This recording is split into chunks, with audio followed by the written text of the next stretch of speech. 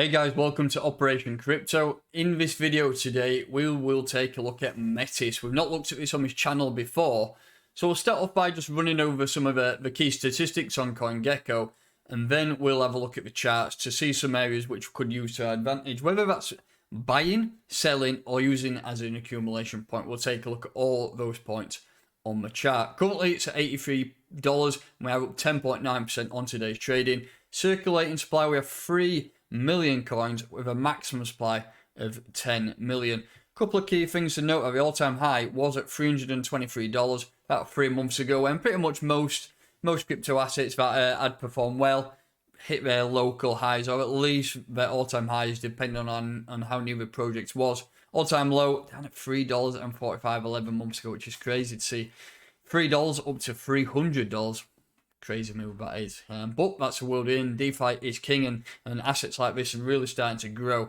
I've not looked at any fundamental analysis in this asset, but I need to get stuck into it because it's an asset that I think I'm missing out on. Getting this at $83 could be a great buy. So that's some of the key stats.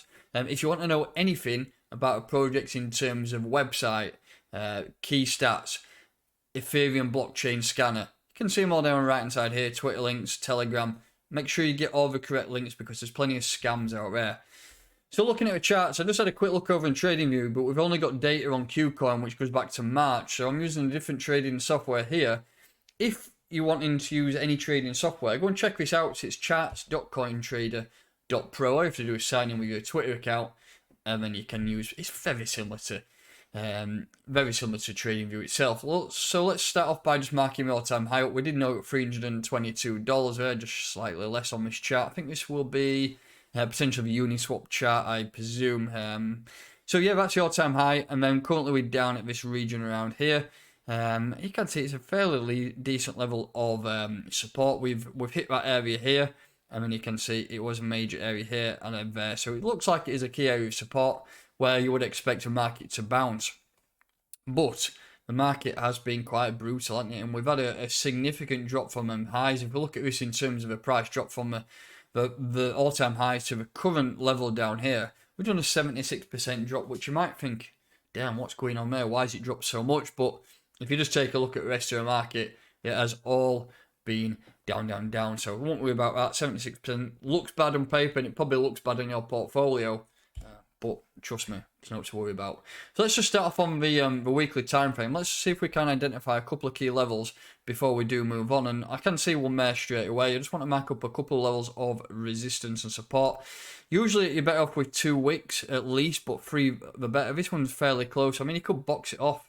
Usually what I do if I'm ever doing support and resistance, one of two things: either do a line or I box it off. So as you can see there, we've had loads of wicks within the trading area. You could say there's 4 wicks within there. So that does show that is a key level of weekly resistance up $169.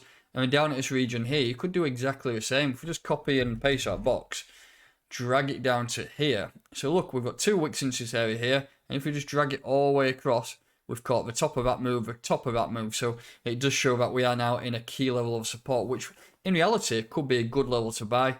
And then we've got another level potentially down here, which I don't want to say he's going to potentially hit because the market's very indecisive at the minute, but that's another level down there as well. If you're looking for buys, maybe wait out for that $52 mark. We've already been down there once before the market did push to the upside. So just be wary that's an area that we could revisit at some stage in the future. So if you are looking for buys, what I would start doing is laddering in from around $74 down to $53. The market has had a little bounce this morning in terms of Bitcoin. It starts to pull, well, whenever it moves up, it pulls the rest of the market with it, and when it drops, it does exactly the same. I think if we do start to get any type of momentum to the upside, alts will follow it. And if you look across the board, a lot of altcoins are in major support areas, especially on a weekly time frame. It could just be a great time to buy now. But remember, what's happened in history? Bear markets have lasted 2 to 3 years, and this could be the start of a major bearish period. But it's very, very hard to know with the adoption, with your rate of that adoption is happening in cryptocurrency. I think these cycles could be a lot shorter and things could start moving on their own, especially some assets. You saw Zilliqa last month, bang, popped up about 400% without Bitcoin moving. So assets can really move on their own now, and it's starting to get into that period where things hopefully we'll start moving on my, oh, let me just move my camera a bit there. So levels to buy I've mentioned there. Just let me just put moving averages on. I use a 50 and a 20. Probably can't see them actually. Let's just change that colour.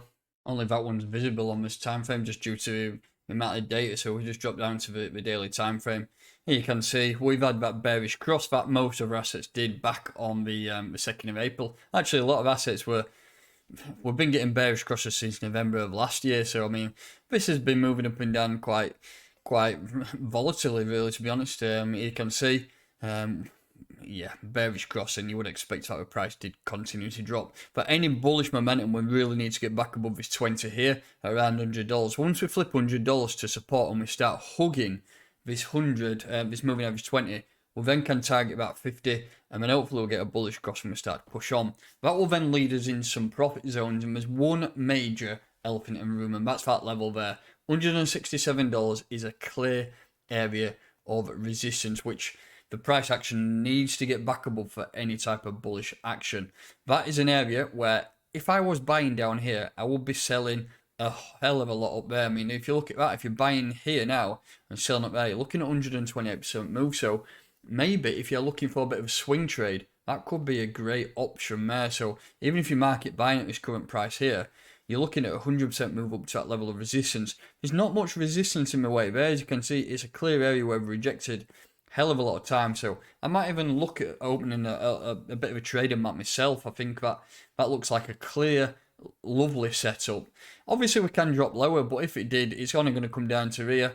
And then the price will come back up, because ultimately, although the prices look horrific, they will bounce at some stage, and the market will bounce back in a bullish manner. I'm just looking at my Bitcoin chart to the left, and that's pushing up to 40,800. Get back to 41k, alts will really start to pop off, I think. So I'm starting to feel a bit bullish now. I'm going to look at that trade setup there, and that's the only level I will be looking to take profit, up at $167. Once you break that, then you're going to start pushing up to here, this region around here, up at around 250. And then who knows, the sky is the limit on this asset. But in terms of technical analysis, there's not much to talk about. What we will do is when we start to see either a rise or a drop, we'll come back in and we'll look at some clear levels on the lower time frame. So we'll probably go down to the hourly and just have a look, see if there's any patterns that we can monitor to break out. But for now, all we are monitoring is support and resistance, and hopefully we can really get some good bounces from the major level of support that we are sat in. So that's it for me. Quick thoughts on Metis, a couple of key stats, a couple of key levels to monitor. And if you like this video and you want me to talk more about Metis, make sure you do comment below, hit that like button, and I'll catch you next time.